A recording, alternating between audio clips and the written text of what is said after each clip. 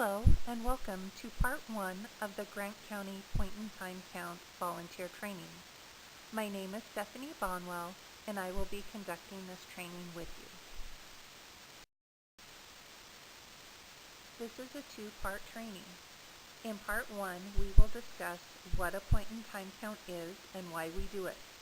We will also discuss how the count works here in Grant County, expectations of volunteers, how to interview or survey those who are homeless, and common places to find local homeless.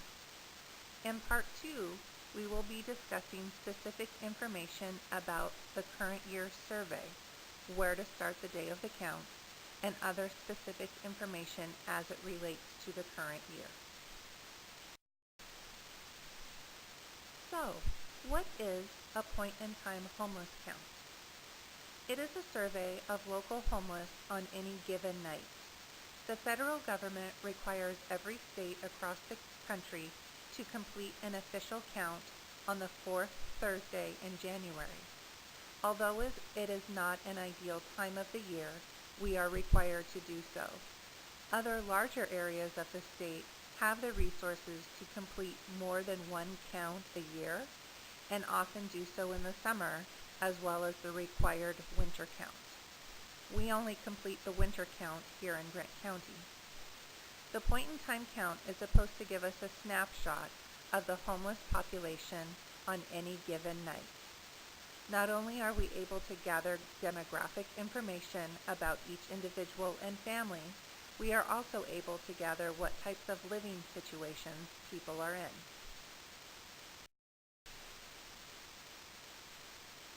There are 3 types of living situations for the count.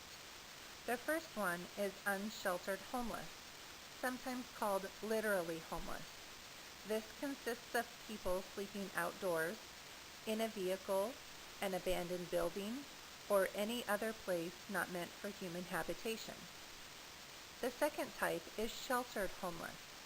This refers to people staying in an emergency shelter or other type of homeless housing program. And finally, the third are those who are temporarily staying with family or friends. We do not report on this type of living situation as they are not considered homeless for purposes of this count. As a volunteer for the field count, you will be focusing on those who are unsheltered. So why do we do a point-in-time homeless count? First and foremost, it is a requirement by the state and federal government. More importantly, it assists in giving us current data and allows us to see trends from year to year. These trends allow us to better plan and apply for grants to build programs to assist with solving the homeless issue here in Grant County. It also allows us to build community awareness by sharing the results of the count and by you sharing your experience with the count. It also helps with supplying much needed items to the homeless population here in Grant County. Let's talk a little bit more about how the count actually works. We have 3 ways that we gather information. We'll talk a little bit more about each one in depth. We have the field count, the agency count, and Project Homeless Connect. Here is some specific information about Project Homeless Connect. The goal of the event is to offer all types of services in one spot for homeless residents to gain access to. It occurs the same day as the point-in-time count, typically from 11 a.m. to 1 p.m. at Our Lady of Fatima Church at 200 North Dale in Moses Lake. The church has their homemade soup and sandwiches ready for all who attend. The church also has showers, haircuts, and their clothing closet available. Local agencies who have services to benefit the homeless also attend. Some services that are readily available at the event are housing, food, medical enrollment, DSHS enrollment, domestic violence, mental health, and chemical dependency services. The event is open to the public, and all point-in-time count volunteers are invited to attend the event after they have surveyed their area. A key piece of the count is information we gather from the variety of agencies throughout the county who assist homeless. Housing Authority staff contacts agencies who work with homeless residents, and case managers at the agencies fill out point-in-time count surveys with their clients, or they provide third-party information for the survey for those clients who are unsheltered the day of the count. Oftentimes, this is the only way we can gather information about homeless residents, as they are often hard to locate during the count and do not attend the various events throughout the county. Finally, we have the field count. That's you. This is a portion of the count that you are likely volunteering for. Volunteers are assigned to specific areas of the county so that the same area is only surveyed once in order to prevent duplication of data. Volunteers begin their journey in the early hours of the morning.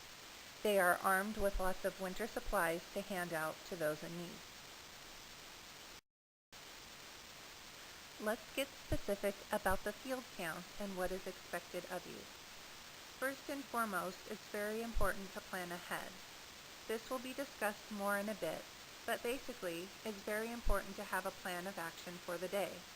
Contacting key people in your area prior to the count is helpful in making a plan of action. You definitely want to complete surveys with unsheltered homeless, hand out supplies as needed, give referral information, and remember to respect confidentiality and be empathetic. Remember, it will be cold, so please dress appropriately. You may want to have a flashlight on hand and something to write with. Finally, use your common sense when it comes to safety. Getting information or giving out supplies is not as important as your safety. If your gut is telling you not to go into a situation, please don't. And you definitely don't want to be like these guys.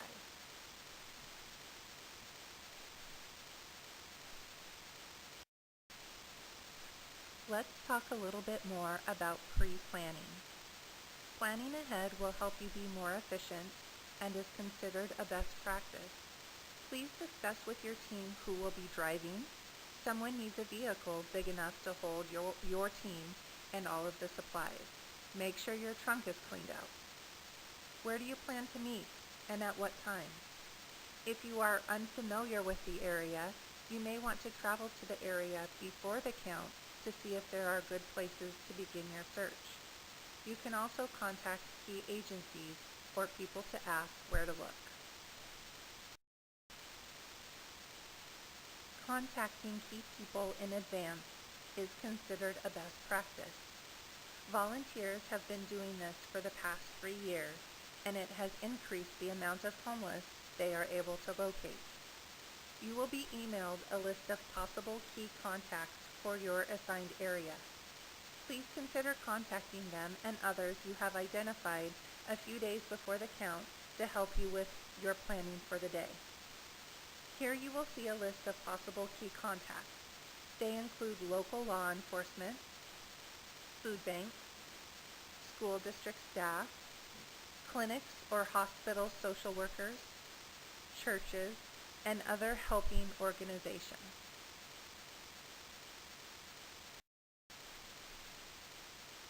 The hope is that you have done enough pre-planning to have a clear plan for the day. When you get to your assigned area, there are some good places to consider looking, like bus stops, public restrooms, rest areas, parking lots that may or may not allow overnight parking, campgrounds, parks, untraveled roads, fields, and covered entryways or stairwells.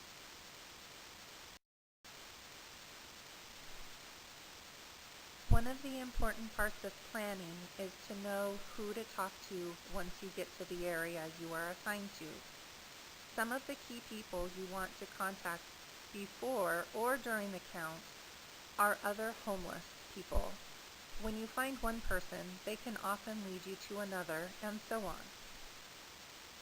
Oftentimes, gas station or convenience store employees may be aware of a homeless resident using their restroom regularly. City workers and local police who travel throughout the county or in your assigned area often come across encampments and are able to point you in their direction. Hospitals or clinics often have social workers who may have recently worked with a homeless patient. And finally, restaurants, post offices, and churches are great places to inquire or look. You will likely need to contact the local churches prior to the count to be able to get information from them.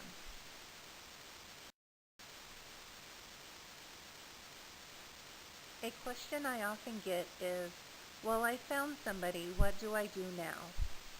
So you may feel the need to rescue the person.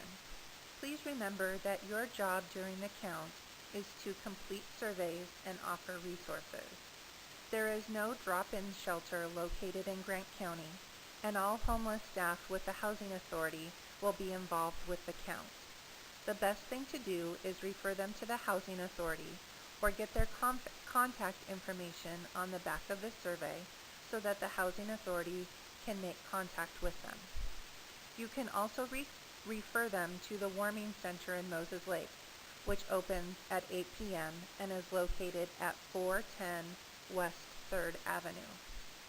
People who offer a can of food on GTA buses are supposedly able to get a free ride to the Warming Center.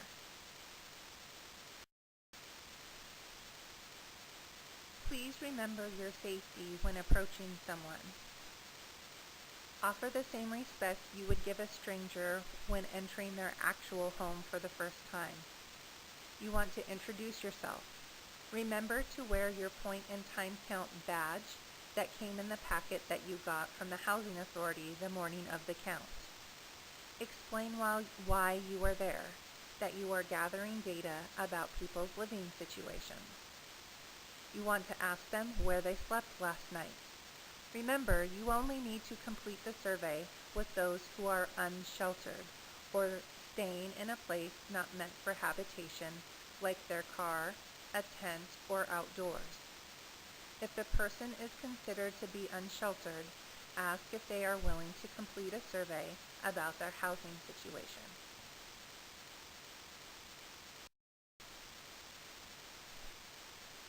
You want to assure privacy and confidentiality. They do not have to share their name if they are uncomfortable doing so. We only use the names to prevent duplication of data.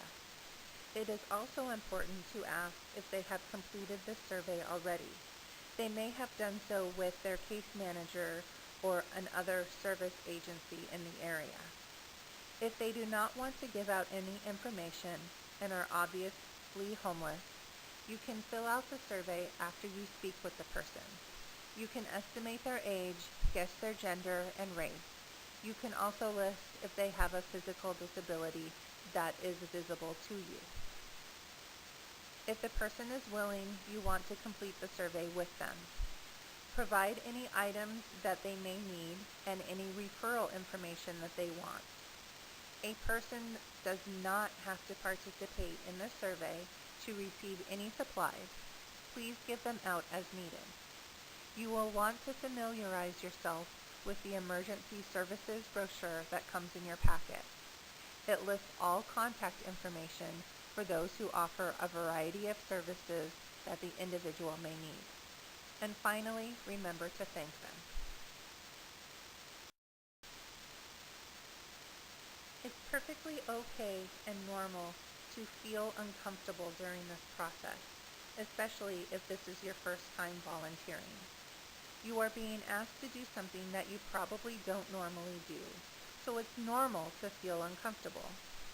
The more you familiarize yourself with the survey form, the more you will be able to have a conversation with the person rather than just asking them the questions on the form. We will look at the form in depth during part 2 of the training. Some volunteers in the past have had one person fill out the form while the other volunteer is having the conversation with the person. This can make all parties feel less uncomfortable and possibly give the person their only human connection that day. This is the end of part 1. Part 2 is a separate video that has been emailed to you. It will give an in-depth look at this year's survey form and discuss what will happen the morning of the count. Please exit this video and move on to part 2. And thank you for taking the time to volunteer and learn more about the point-in-time homeless count here in Grant County.